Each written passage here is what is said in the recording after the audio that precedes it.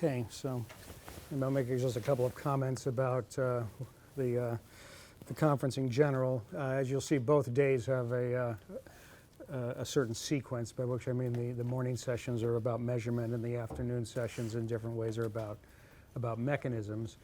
I think that one of the things we'd like ideally to come out of this type of endeavor is to see where the gaps are between those two approaches, and I think that that's not a criticism of any paper or any research program. It's merely the observation that this is such a complicated phenomena that there'll be clear gains from the integration of the rich measurement approaches that have been taken with efforts to integrate both explicit analysis of mechanisms as well as with a very little e equilibrium considerations, which is begging the question, of course, of what the phenomena are, but nevertheless accounting for those things.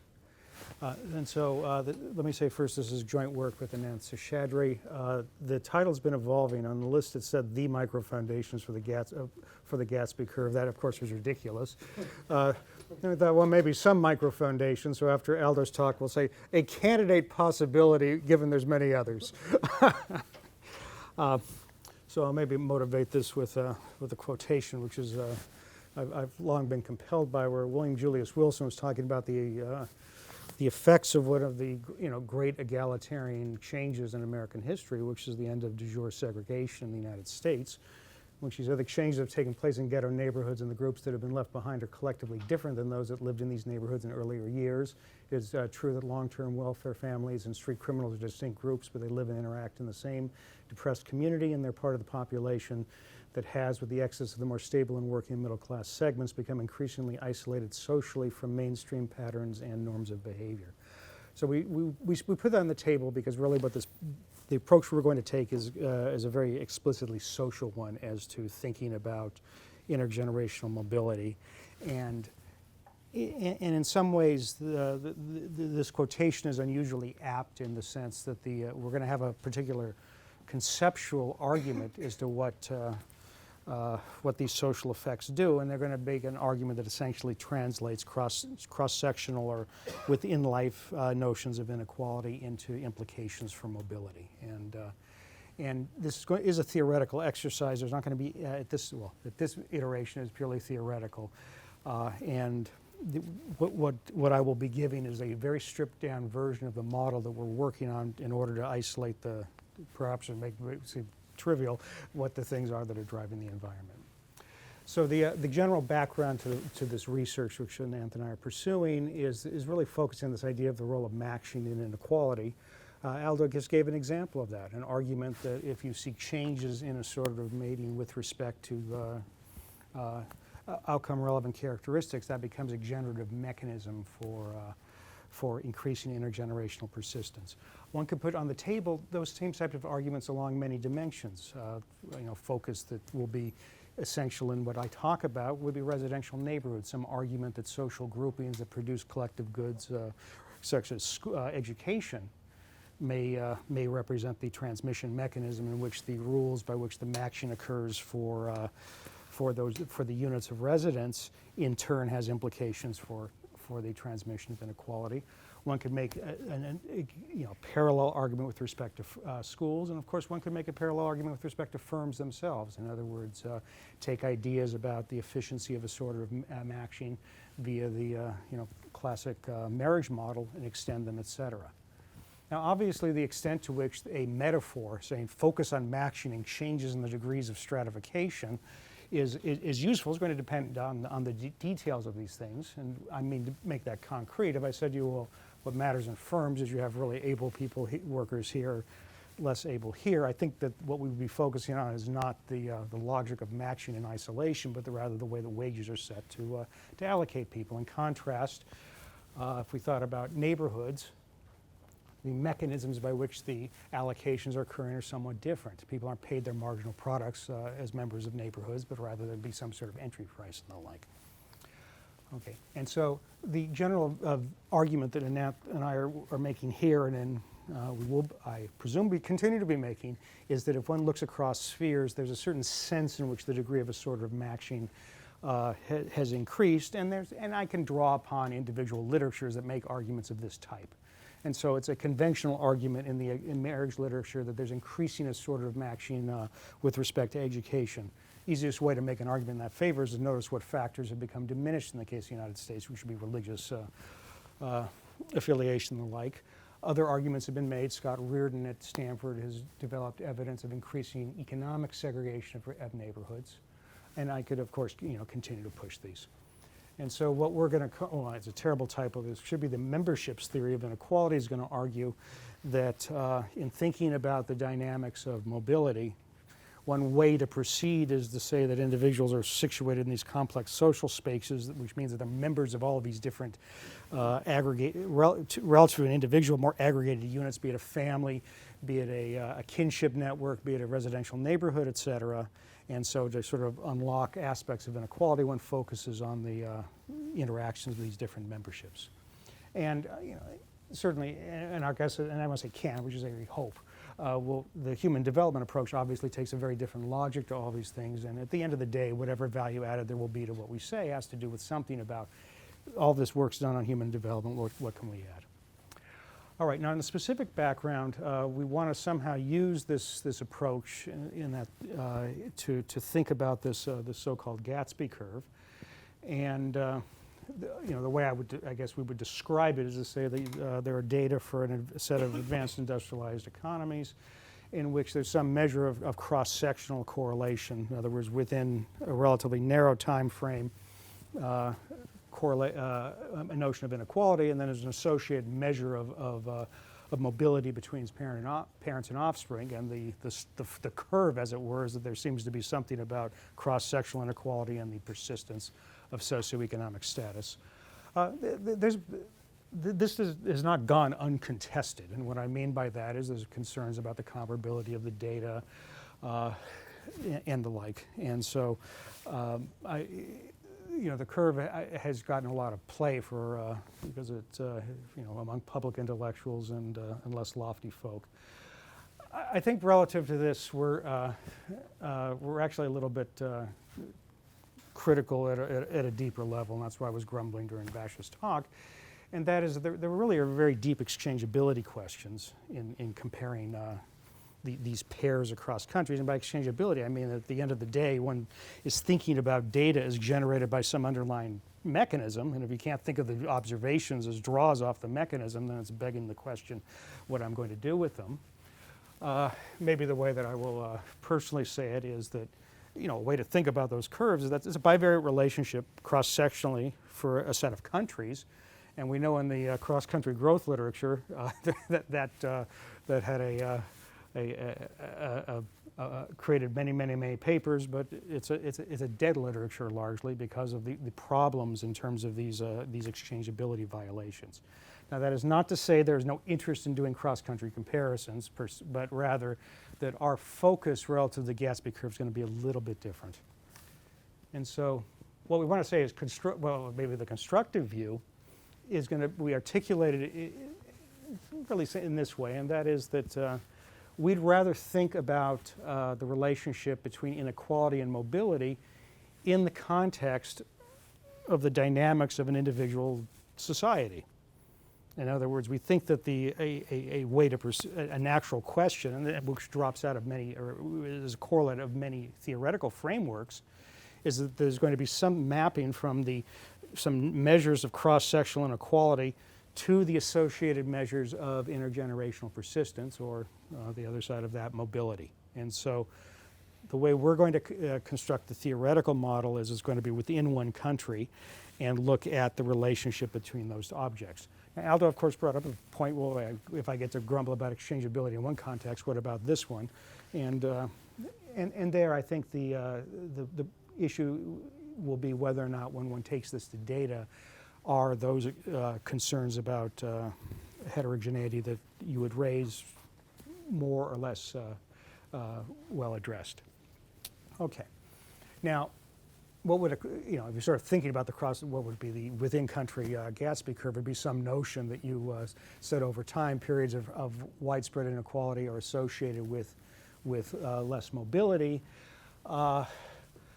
I think your work looks a little stronger on that compared to others. I don't want to, all I'm saying is that I can't say to you, aha, I've taken the state of the art, or we can't take the state of the art on the mobility literature and say there does exist this curve.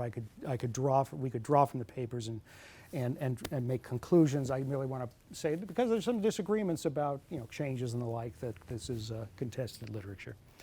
So when I say we believe there are good reasons to believe that that has to be true, okay. But and what we want to do is have a theoretical model that generates that type of relationship.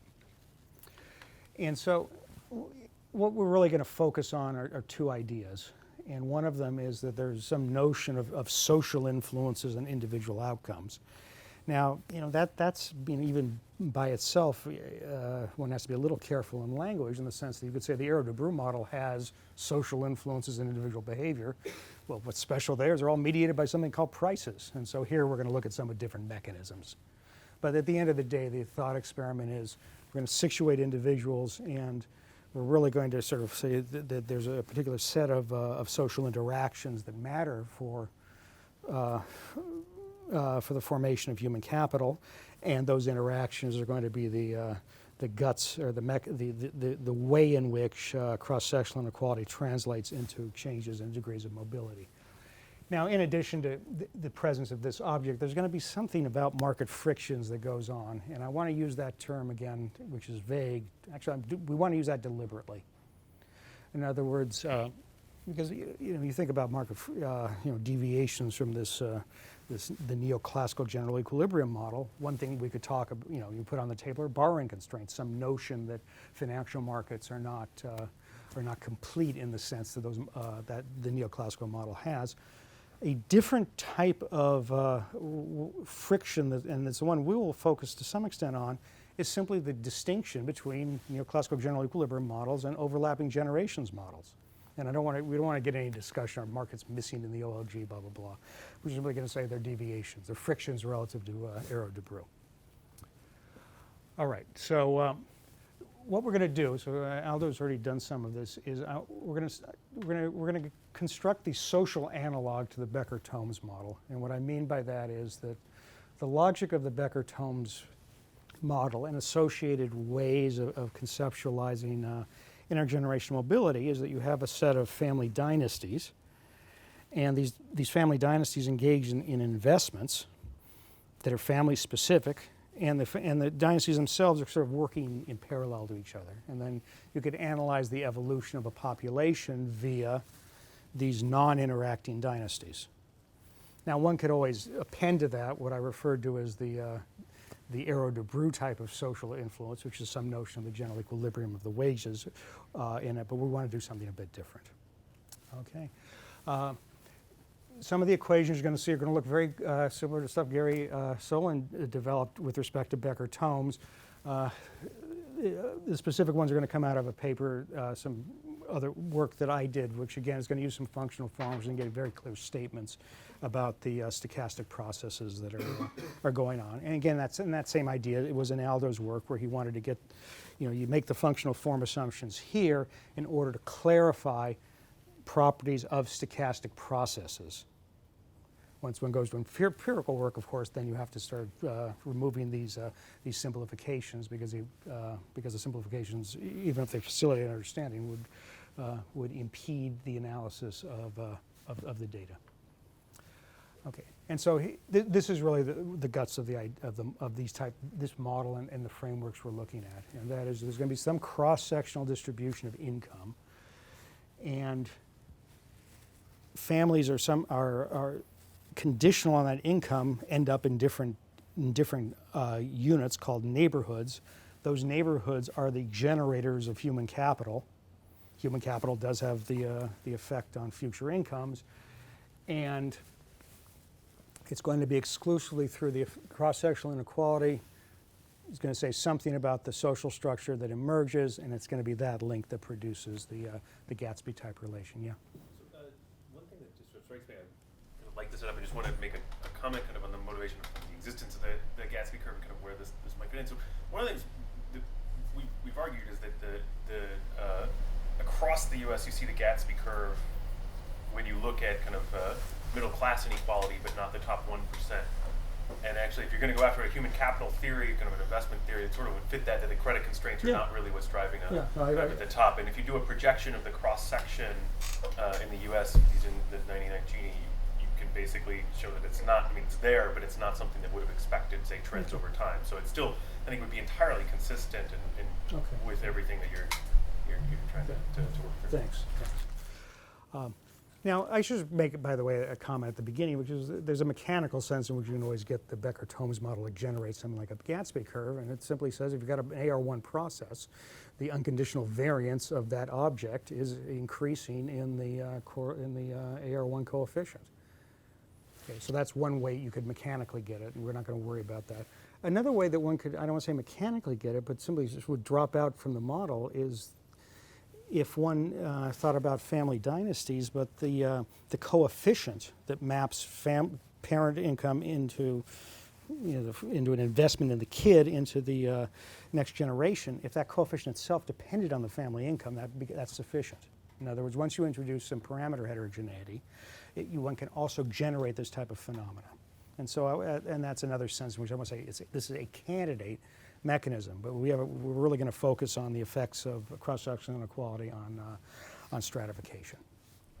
But you're emphasizing somehow see, I don't quite understand this last bullet. It's pretty irrelevant to your talk, but in the sense of heterogeneity and preferences being important or not. I mean, a lot of evidence on that, but I mean, the important point is that I don't even see where Becker and Tomes is imposing heterogeneity and preferences. So I'm saying I could take Becker-Tomes if I put in heterogeneity and preferences, then it depends on the resident. That's all I meant. That to still get something like a Gatsby. Yeah, no, the first one is the mechanical AR1. The second one would be to think about preference. Well, part of the mechanical is an AR1 process, two AR1s really. One, in terms of the structure of the heritability. I mean, you may quarrel with that, right? And then there's another notion through I think, budget constraints and so forth. Yeah, so I'm just trying to understand what the difference is here. between these And I two. guess more importantly, I'm trying to understand why you think this sorting in terms of markets and people coming together in neighborhoods may be more important than this other kind of mechanism. Maybe you're going to get to that later. Well, I'm certainly not going to make an argument that I have empirical evidence on that. I want to argue this is a way to think about the microfoundations. But why do you want to go this way relative to where a lot of the literature is at? I'm just trying to, there must be some motivation. Maybe it's just intellectually interesting, and that's fine. But Well, now, if you want to push me on evidence, I think that Reardon and others have established there's increasing stratification of neighborhoods by incomes. I think that making an argument that human capital formation occurs to some extent at a more aggregated level in the family is not I do have the advantage of public schools on that one, and so. Now, as you'll see, there'll be aspects of the model you might want to challenge the empirical families relevance. are choosing public schools. I mean, they're sorted. That's all in the model. Right. Okay. But I'm saying a lot of that would be entirely consistent with these kinds of family-based mechanisms, right? Okay. They're picking public schools. They're picking local public goods. They're picking tutors. Okay. They're picking. So, all right. So I'm not sure. I'm just trying to get a sense of why you want to go this route. Maybe you don't want to talk about it, or maybe you will at the end. I think there's actually no distinction between what I'm saying and what you're saying. Okay. One statement is the following, and that is I have an income, I invest in my child in isolation. Right. A different statement is I have an income, I buy a membership in some collective called a neighborhood, and that neighborhood produces human capital. Right. And so our focus is on that type of mechanism. Right. But I mean, I do other things with that income than just buy a neighborhood. Well, I certainly, and that's why I said at the beginning on what I call the human development view, which is the life cycle investment. Obviously, we're not going to say this is better or. No, I'm just curious yeah. if you're going to go that route. I mean, it'd be very interesting to get an idea of the Well, quantity. that's our long-run goal, is to have a quantitative comparison. All I wanted to do in this talk was show you how you could write down the pure social analog and get a certain phenomena. At the end, they both have to be in there. Right. And obviously the preponderance of existing empirical evidence doesn't speak for the the burdens on us to show on the margin that this adds something. Right. That's what I guess. Yeah. So I fully agree. Okay. All right. So that's going to be the. As I said, I just wanted to say that I could take these models in which there's no interactions, and there's obvious reasons why changes in the variance of income would immediately alter the object that's calculated, such as the intergenerational coefficient. Or it may be that the way to think about it is not what we're doing here, which is to say cross-section induces mobility, but rather just to say the mobility induces the cross-section. That's all I want to take from Becker-Tomes. All right, so I just want to now explain exactly, kind of the way that you would set up one of these models, and I want to, because this is, this is a theoretical exercise, I sort of want to indicate why the function. Well, the functional forms are obviously helpful because it is going to give closed form representations of stochastic processes, and you can do calculations with them. But what I wanted to do is to spend time on the assumptions we make, because they'll indicate where relaxation is going to be a problem for the theory as opposed for the empirical work. All right, and this is, is kind of the standard ideas, and so we have this population of individuals, and of course they live 2 periods, and I'm going to just focus on adults in terms of the transmission, in terms of thinking about incomes. And so basically you're born, you receive human capital, and then you become an adult, you produce a child, you consume, and you pay taxes. Okay, that's just, so that's kind of the standard story. All right, and so an individual level story, I'd be making the investments as an adult, and here the action's going to be in the neighborhood formation. Okay. So as you saw in the previous talk, in many contexts, it's useful to start with the Cobb-Douglas specification. In the context of this model, the reason that it's helpful has to do with the determination of the equilibrium tax rates. So, I'm playing this out a little bit. Individuals form neighborhoods. There'll be some rule by which the neighborhoods form. Those neighborhoods will determine human capital investment or educational investment. That plus whatever social interaction effects that you want to model, kind of the, some of the social spillovers. Those are the 2 things that map the distribution of income within a neighborhood into something about what the kids receive. And so once one introduces a voting mechanism, that's dangerous. In other words, it can be very difficult to prove the existence of equilibria, et cetera. This is going to simplify things enormously, because it's going to eliminate the heterogeneity in preferred tax rates. And then I'll show you where that happens and explain why weaker assumptions will give you qualitatively the same results. Is that okay? What's F? Sorry? What's F? What is F? Sorry, where am I? Oh, I'm sorry, F's the information that I use to forecast income. So this is not going to have the full dynastic structure. It's going to say that I care about my consumption and the income of my child. There's different strategies in this literature. Some people focus on I care about the education of my child. Others focus on the full Monty in terms of the utility of the child, et cetera. That's inessential. Again, this just is going to allow us to calculate things more easily. All right, now why do we like income? Well, one thing, we want to look at income dynamics. The second thing is that if I had to make a principal justification, somehow the budget set of the offspring seems like a natural object to care about, and this model's not rich enough to have something different from income as the budgets. Okay, second part of the model is going to be some transformation of income in human capital. And so the idea is going to be, and this is linearities obviously, because at the end I want linear stochastic processes, that the income of the adults determined by some coefficient, the neighborhood level human capital that's formed, this is what's going to make everything non-individual in terms of investments, and an individual specific shock, which is Xi. And that shock itself is going to have 2 components to it. So whatever I'm going to think about it as unobserved heterogeneity, there's something that's neighborhood specific, and there's something that is is family specific. All right, and so what this is going to do, and you can put in, if you wanted to call this thing, genotype, that's where you would put in the stuff Al was talking about. Okay, this is a more nebulous notion that there is associated with these aggregates some additional heterogeneity that we want to index at that level. Okay, any questions on that? What do you do about requests and assets? Pardon me? Requests, assets? Not yet. Nope, not in this version. Okay. Okay, this is, we won't, what we're presenting here is the most stripped down model. There's only one thing you can do for your kids, which is buy them memberships in good groups. Okay. All right, now, at some point these shocks, and I'm not going to put in the dependence for this sort of mating here, or sorry, dependence because of the genetics, these things are going to have finites, they're going to have variances, which doesn't sound like a big deal, but again, it facilitates certain calculations. Okay, so income has a particular decomposition, and so unlike what Aldo wrote down, we're just going to split the income into consumption and into taxes.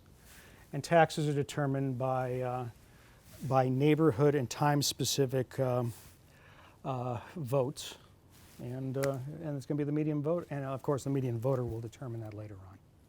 Okay, everybody with me? So, But you choose your neighborhood. you haven't gotten to that one yet. You're going to choose your neighborhood. Okay.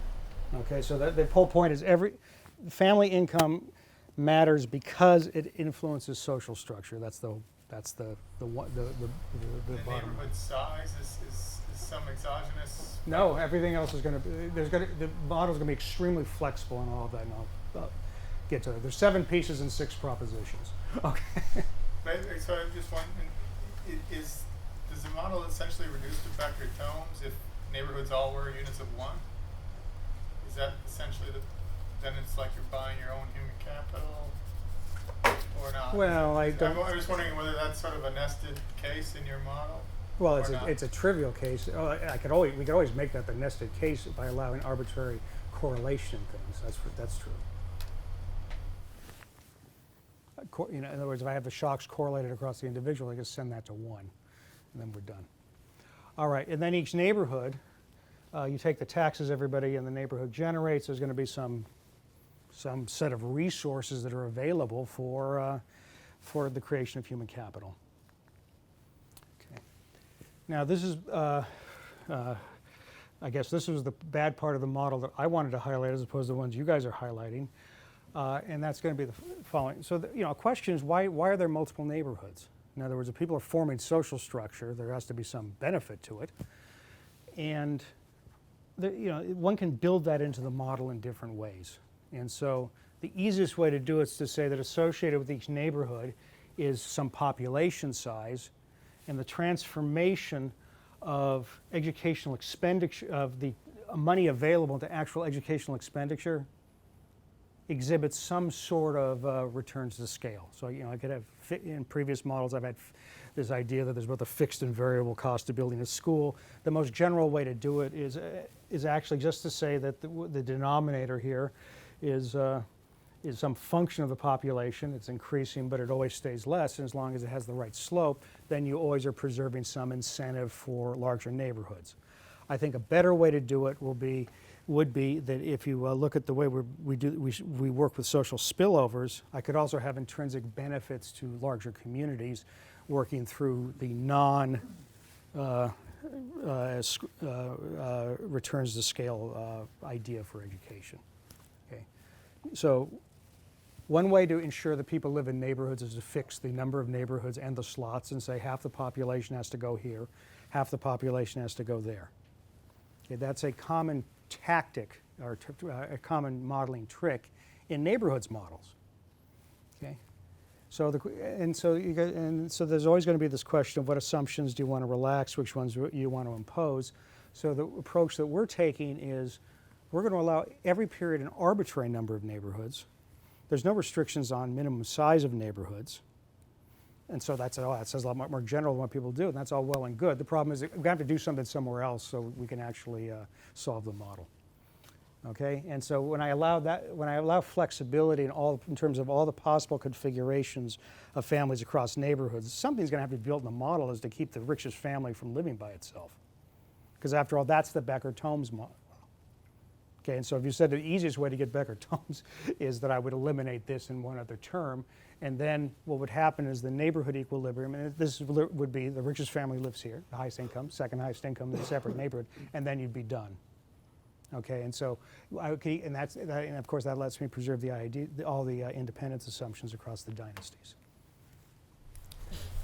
And here you only care about who your neighbors are in the sense that you care how many of them there are and then how much they're willing to kick in. Oh, there's another reason you're going to care about them. So the first reason, and this is where I'm afraid somebody's going to say the evidence on per capita spending is not that strong. One reason why you would care would be that the tax base is affected. Okay, now it's common knowledge, and certain people in this room have contributed to it, that the evidentiary support for the per capita expenditure educational benefit at the for the first 13 years, that's charitably I could say the evidence is mixed. I am not actually, something I actually don't know the answer to is whether people have controlled for the composition of the expenditures. So the fact that Manhattan has a high per capita expenditure is not interesting if it's all going to guardian labor and the like. But nevertheless, the fact is that a mechanism in isolation, the empirical evidence is problematic. Okay, but again, since we're talking about theory, the main thing is this is going to be one reason why you don't have families living in population 1 neighborhoods. And the only benefit, as I said, I'm claiming is it relaxes these arbitrary assumptions that ex ante delimit the amount of isolation that can occur in the social structure. All right, now there's a typo here, and I apologize for that. The way that human capital is formed is that the neighborhood produces some per capita educational expenditure, and I didn't want to put this in this. This is in the next draft, or the next variant of the model. Okay, and so the idea is going to be there's some transformation of whatever it is the school does with some function that takes as arguments the average income in the neighborhoods and as well as the family. Now, iteration T plus 1 or K plus 1 is going to be that we want human capital to be in there itself rather than income per se, but there's a clarifying benefit to this, obviously, to keep everything driven by income.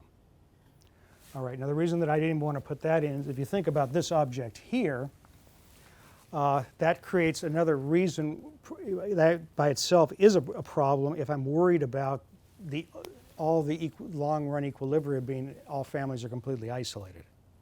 Because after all, if this thing keeps increasing in average income, well, one way I can have a high average or I'm the highest income family is to have no neighbors.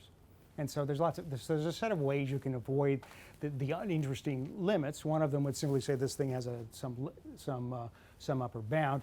There's much more complicated ways to say it. I could basically require that if I look at the deviations along growing paths of these neighborhoods, that the changes in that theta function are delimited.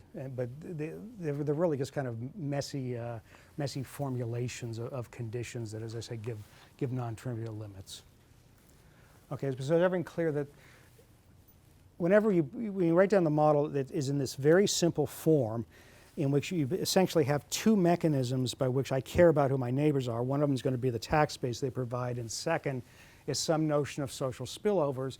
And the linear and means assumption is simply a shorthand for the idea that there's something about the characteristics of neighbors that affects offspring. One would instantiate that with richer mechanisms, role models, inferences that are drawn about the education, income relationship, et cetera. But with reference to this type of model, the mechanisms actually don't matter. All that matters is that you end up with an object of this form. If you wanted this to be more complicated, which is an error that I was personally guilty of in earlier work, is there were no means anywhere. They always had just the empirical distribution functions everywhere, and these things were all evolving. Now the reason I said that's an error is because, yeah, that's really general. It also means that the theorems are unreadable and they're imprecise. Okay, and so since he's set me straight on some things, the point is to make this very clean. All right. So that's what I said there. All right, so political economy / market frictions. The way that I'm going to proceed is to talk in terms of a notion of neighborhood formation that simply talks about core allocations. In other words, I have a group of families. This is the ultimate flexibility in neighborhoods, as it were. And as any group of families that wants to live by itself can do so. All right, that's it. All right. And so, of course, that begs the question, does a core allocation of families across neighborhoods exist? It's going to turn out that that's not going to be an issue here. This is quite clarifying again because it lets one work out things easily. It turns out that for this model, so notice that if I make this the assumption, that determines neighborhood formation. This is what created all this flexibility relative to the neighborhood models that go from from Benabou to Fernandez-Rogerson to Carla Hoff, et cetera. Okay. Now, there is a benefit to that, is that this also helps with avoiding certain problems in terms of, in general, working with this. The advantage of having this flexibility on the neighborhood structure is it avoids the problem of private schools. So private schools are, since Stiglitz have been known to create this issue with respect to single peakedness of preferences over tax rates, because at some point I'm just going to withdraw and prefer 0. But then if the tax rate's too high, I may just go back in and say the heck with my kids. And so that type of stuff, I think it's an uninteresting non-existence issue, and it's a clean way to get rid of that. All right. Now, the core allocations in this model, and this is proven, can all be sustained with neighborhood prices. In other words, it's one thing to say, I'm just going to work with the core and go with that. Different question, you say, no, you have to have prices. And then the idea would be that people buy the memberships in the neighborhoods, and the existence and the equilibria would have the property that no family wishes to move to a different neighborhood given the prevailing prices. What one can show is under the functional form assumptions here, and this is the benefit of functional form assumptions, you get precise or maybe intuitively appealing things, there have to exist equilibrium prices to sustain the stratification. Now, that said, we have not worked out the theorems propositions I'm going to describe with prices in there. The reason is actually kind of for something dumb, because we have to decide what gets done with the money. In other words, we have just these, so it's one thing to say that the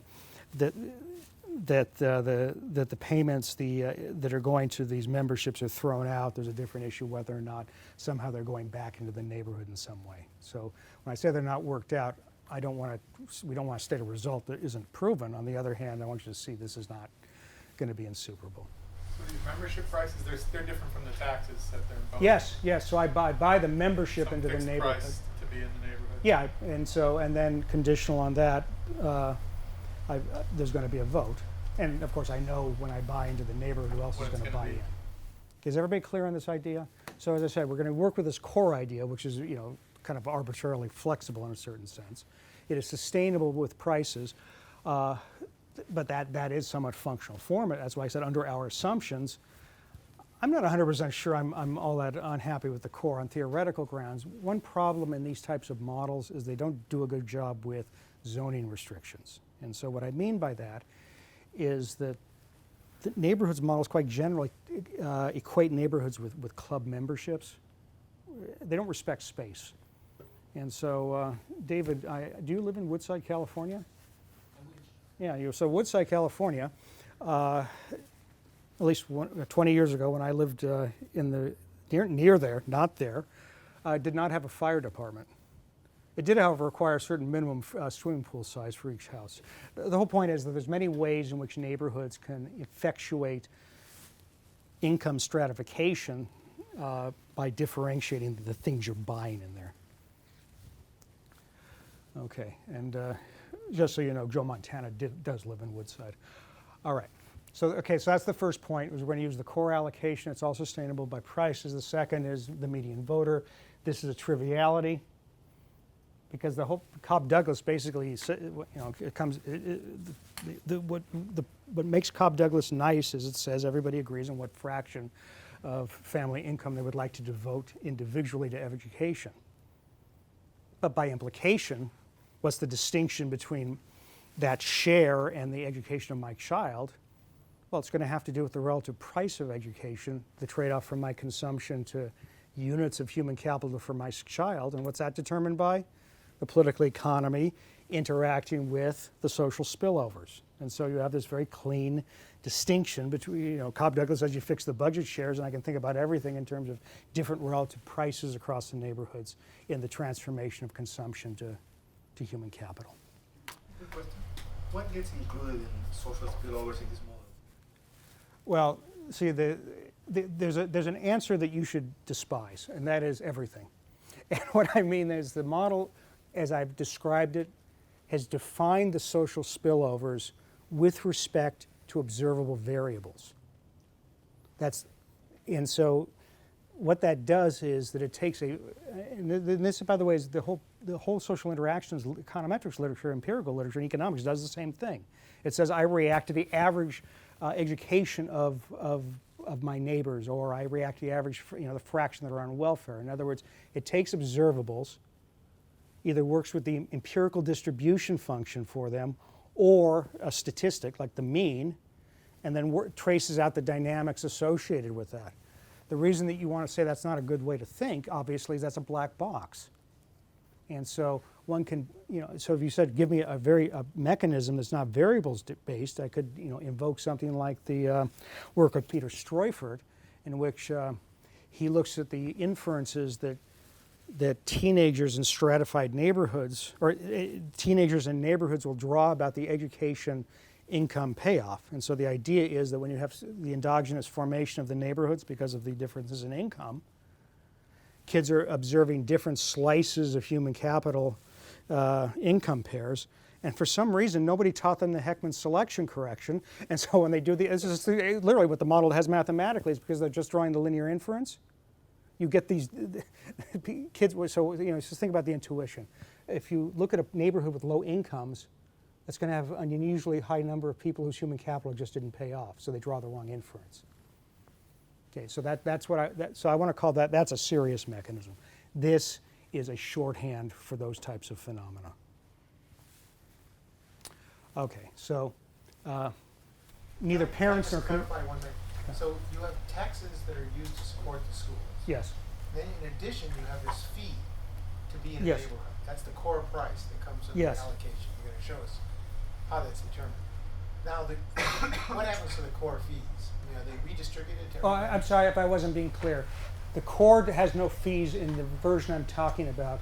The next version, core is out, prices are in.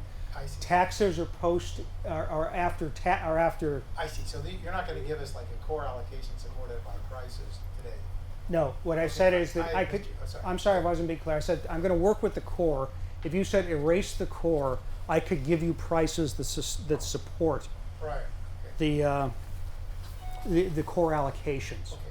And that's why what I want on the table was one, I haven't cheated that much since I know the prices exist, but what we haven't determined, to be honest, is exactly what you said. I'm not sure what we should do with the money that you pay.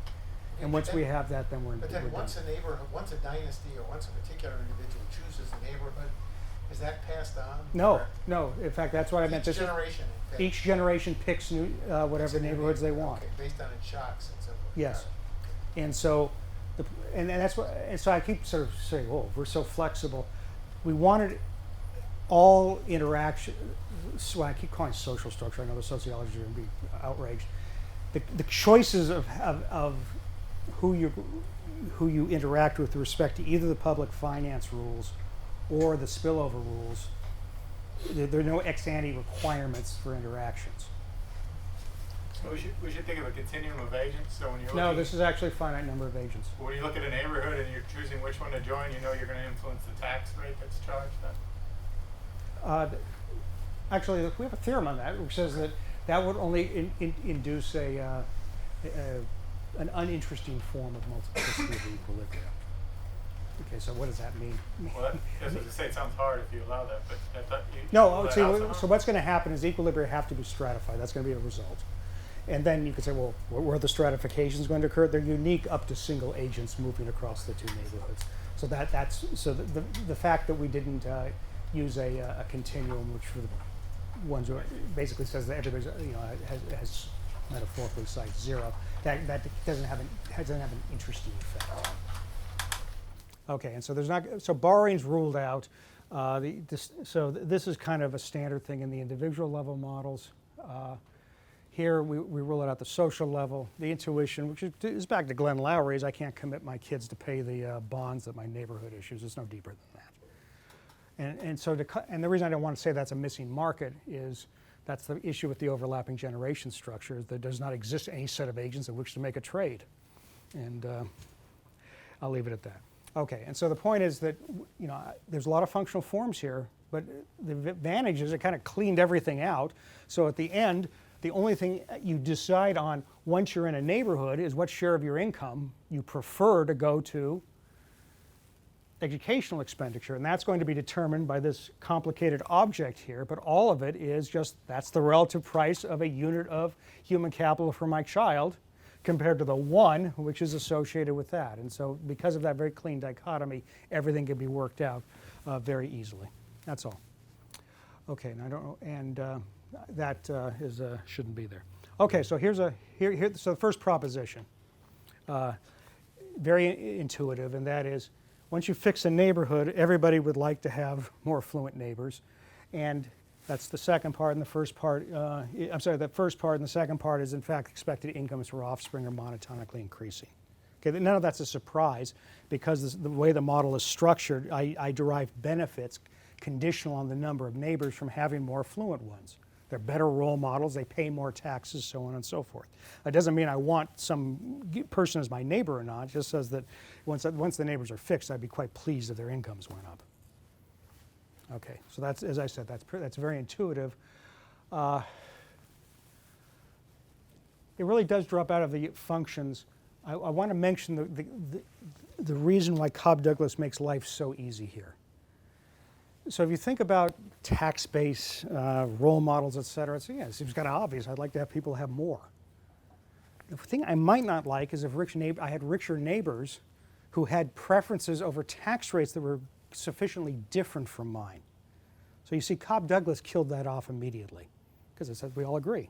And so that's why it's easy to generalize this into something which basically delimits or puts a sort of single peakness in the preferences. So I want the people that are closer to me.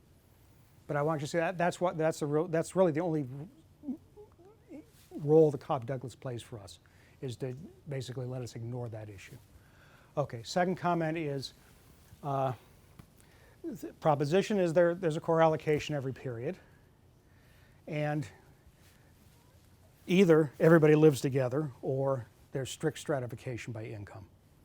Okay, Lance, that includes, notice I didn't say it's unique, but what the proof would show, it's unique up to an individual person. And, okay, then associated with that are these two stochastic processes. So if I want to look at a family dynasty, it's conditional outcome of t plus 1 given t, shock of shocks. I only need to know is the stuff about the neighborhood, and I need to know about the population. Oh, there is a typo here, and I apologize. I also need to know the parent's income.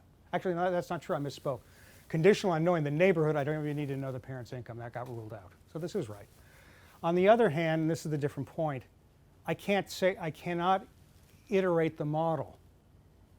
In other words, what happens is once the neighborhoods are fixed, the only thing I need to know is the income distribution in the neighborhood, which in this case is sufficient statistics, the average. On the other hand, if I want to make predictions across the dynasty, I have to actually look at the entire income distribution, which is going to determine the allocations of the families and hence where my descendants go. All right? And so that's where a lot of the complications are going to come from, is the discrepancy between those. This is also why I asked some questions which I think sounded ridiculous that people are doing the measurement stuff, because the primitive in our model are these conditional probability statements. And so, what sort of questions which I'll get to in a minute have to do with asking about the dynamics of the dynasties, such as if I start with two dynasties, they have different incomes, and I look at the descendants, is the initial disparity with positive probability preserved, so on and so forth. But if you think about that, that's a first moment question rather than a second moment question. Okay, so for us the key is to construct these two classes of objects and then say, what about them? Okay, everybody with me? And so and again, I don't want to, it's not a statement that the individual models or the family-based models which don't get media, but the social are not more important or anything like that. It's only giving a different way to think about it. Okay, so then this proposition probably is you could see why this is going to give us, this is Gatsby-esque. It's going to say that in these populations, when you take different income distributions, there are always going to be thresholds such that sufficiently dissimilar families will not live together. Okay. And again, that follows from the logic that I described in Proposition 1. All right. So here's a proposition as to what does this model do? So it does have the following property, and this is something we think is interesting, and that is, of all the possible ways to configure families, the core allocation, hence, and in this case, the one supported by prices, that maximizes the income inequality in a well-defined sense. It says of all the things you could do, the way it's going to work out is this is actually going to be the worst possible one if you're concerned about that gap. All right. Now, there's one little caveat with that, which is you have to be careful about the family at the bottom, because there's always a chance there'll be so many families put together that somehow, despite their inability to invest, that the returns to scale could kick in. That's why there's a caveat there. But again, you can see and this is really the flavor of what we're trying to say vis-a-vis Gatsby-type relationships, which is that different income distributions induce different family configurations. Whatever the income distribution is, that the equilibrium family configurations maximize the disparities between the tails, and then we're going to iterate that. Okay, shock of shocks is an inefficient equilibrium. You knew that had to be true. There's spillovers, no transfers, blah, blah, blah, blah. Only thing I want to point out here is that this is related to something else that we're working on, which is what I'm going to call the dynamic efficiency of assortative matching. Because if you think about it, there's something that did seem a little bit odd, and that is that we have these results that when everything's a complementary with everything else, that's the Becker marriage model result, that assortative mating is efficient. This model, everything can be complementary with everything else, and I could even require all the neighborhoods to be the same size, and it will not be efficient. And then what I want to point out here is the following, which is and this is just as an example to see what the idea is going to be. Suppose that I have 4 agents, I'm tracking them over 3 periods, 0, 1, 2. And so at period 0, 2 of them have a value 10, 2 have a value 20. Everybody with me? And there's a rule which basically says these 4 agents have to be paired, and their values at t plus 1 depend on the values of the 2 agents at time t in the pair. If I said the objective is to maximize omega 2, that's the analogy to something about the steady states of the families, it is possible for this function to have a positive cross partial, so it exhibits the Becker result, yet assortative matching is inefficient. Okay. There's a numerical example. I don't have time to go into it. The idea is very simple, and that is, if you're thinking about some dynamic process where it's the endpoint which you want to quote unquote be efficient, the intermediate state in terms of maximizing the average, the intermediate stages don't depend on the averages, they depend on the whole density. And so the example which I just skipped, what it does is what we did was we rigged it so what happens in the intermediate periods is the low omega families essentially get stuck in the equivalent of a poverty trap. Whereas if I'd mixed the types, I would have had a more desirable density of empirical density distribution of omegas at t minus 1 when I would kick in an assortatively match following the logic of the static Becker model. Okay, so there's a general message there that says, please. Is the logic that you have some kind of missing dynamic trading market that was? No, it's better. Is there a missing market analogy? Yeah, well, that's the borrowing idea. In other words, at each point in time, if it was a static problem, we know complementarity, assortatively matched. Right. The point is that if a sequence of static complementarity problems is not efficient to assortatively match, or it may not be efficient, and the reason is because in the intermediate cases, there's other things going on. Right. In other words, the whole density is going to matter. Yeah. Okay, and the same thing is happening here. Okay, so back to us. This is but in the equilibrium, the invariant distribution, you will get this assortative matching. What happens in the, and I'm sorry that I mixed 2 papers. In the paper I referred to, the way it will always be the case that at t minus 1 you assortatively match. Right. So you can go through negatively assortatively match. In this example I had there, negatively assortatively match, assortatively match. But the point is, I want to alter the whole distribution. I understand, but I'm Yeah. now in steady state. Once you're in steady state, then you sort of match. Exactly, that's what I'm saying. Yeah. So it could be just a function of transitional dynamics.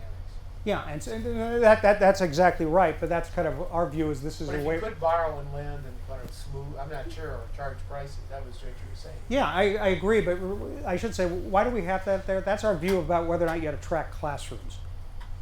In other words, to tell you the whole story, we want colleges to be elitist and to sort of match students by ability, but there's a question as to what the distribution of abilities is among seniors. And that's the thing we're trying to capture. Okay, there's also an analogy to this, which is, let's suppose that I'll just throw this in. Suppose it were the case that the cross partial is negative, and suppose that so then the colleges, ideally, you would like them not to sortively match. If I were to follow people who say that the college tuition should be zero for everybody, it turns out that, so you have these public colleges, the only thing they're going to do is set these ability requirements because they want to maximize that. They're going to automatically stratify the high and the low ability people. And if you work without, I'm sorry that I don't have to showing you the equations, it'll turn out that it hurts the less able people. Because if you force everybody to pay the same thing, regardless of whether there's a sort of matching complementarity or not, the highs want to be by themselves. And so it turns out in these environments that allowing differential prices, which if we want to give a name to it, that's merit scholarships, that helps the kids who are less meritorious in terms of the ability, because it's altering the degree of integration. Okay, back to this. This model, I should say, that is it's already screwed up relative to the standard IG model because it's a growing economy. In other words, nothing stationary here. So what's going on is you have these families and their incomes are growing across the dynasties, and associated with that is going to be that along these assortively matched equilibria, there's going to be differential growth rates. And so with the size caveat, what's going to happen is the highest tranche, so to speak, has a higher average growth rate for the kids than the lowest tranche. Okay. The fact that they're growing economies is really important because you get this. Along these paths in which the family dynasties' incomes are growing, and so the assumption is there's some minimum growth rate no matter what, and that the whole point is we want this to be about a growing economy. What's going to happen is you look at any configuration of incomes, there's a positive probability that the ratio of the highest and lowest incomes, if I trace those dynasties out, that'll be the minimum ratio for the entire future. Now, that doesn't say that that's guaranteed. What it says is simply there's a positive probability given a sufficient disparity at one point in time that the disparity grows. The intuition as to why the growth of the economy matters is that metaphorically this is it's mathematically almost the same as a random walk with a drift against away from an absorbing barrier. And what's the absorbing barrier? Families have the same incomes, or the ratio is 1. And so what happens in these environments is as cross-sectional inequality increases, the probability that the highest and the lowest ratio never flips to less than 1 becomes increasingly small. But there's never a mechanical or a deterministic trap. There's also always a positive probability that you're going to get the reversals of all of that particular ranking. Okay, and so that's why we're kind of being obsessive. We really want to have these stochastic processes and then trace out dynamics, and they're going to have this flavor that the greater the inequality at a point in time, that starts to alter the probabilities of permanent inequality. That's kind of maybe one extreme form of a Gatsby curve. And then I know I'm out of time. If you actually calculate the conditional correlation of parent and offspring income, that's actually increasing here in the. What keeps? I'm sorry. So you get these shocks, Yeah. and these shocks are independent of the skill level. Mhm. Those epsilons, bang way back in the earlier slide. Those initial shocks. Now those shocks could drive people off.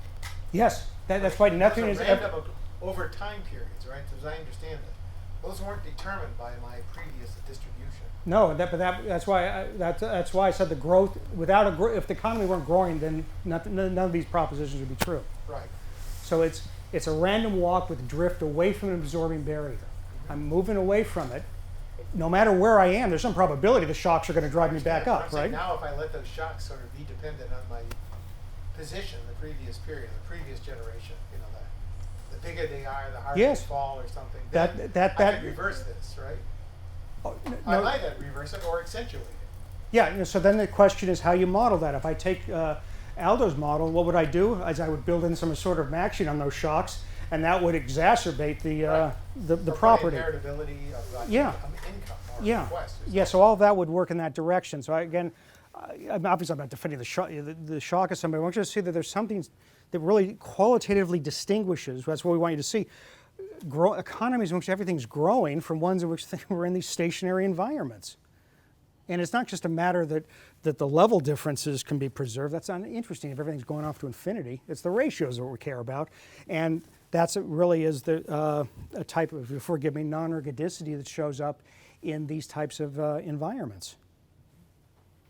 Okay? And so then the final thing is you can show the one step ahead correlation has that property. All right. So as I said, we haven't finished. I know I'm over time. I apologize. We haven't gotten the prices and dynamics linked together. I honestly don't think there's an issue there. I am very worried about, and Nath may not be worried, but he's a less worrier than I am, is about individual level preference heterogeneity. And it's really for a specific reason. And that is that we would like to have more of a scope for families that have unusually high weights on their kids to be present in this model. Okay, and so if you think about it, you still live in Palo Alto? Oh, you live on Stanford. Okay. Well, the point is, Palo Alto has some really horrible apartments, and you know, and they should be for graduate students. But somebody else lives there, and these are immigrants, many of them illegal, who are spending all their income just to get their kids in the Palo Alto schools. And we want to have a scope for that type of heterogeneity. All right. So that's that, and obviously, we have to say something much, much richer before we're going to say anything about data. Okay, so for me at least, you know, I don't want to speak for Nath, but this is the one that bothers me the most. Why? Why does it bother you? It's just realism? Because you want to capture. Because I'm still part of that naive American optimism that the hardworking immigrants have high mobility, and somehow that one bothers me. It's an emotional thing. You know, you study emotions. You know it doesn't have a rational basis. All right. So what I want you to take from the message is one can write down a model which has nothing that's interesting at the individual level except for the perches of what I keep calling social structure. That by itself can create a mechanism for Gatsby-esque things, because what happens is more cross-sectional inequality, more stratification of the population into distinct social influences, and that becomes reinforcing. And then along these growing environments, something, you know, there's a, if you'll forgive me, there's a phase transition in terms of the properties of stochastic processes, and that allows for all this non-ergodic behavior. And so you get, but it always has this property, there's no guarantees. In other words, nobody's ever literally stuck, so there are no poverty traps as they're conventionally modeled. They're merely just changes in the probabilities that descendants are doing well. Okay, that's all I want to say. Thanks.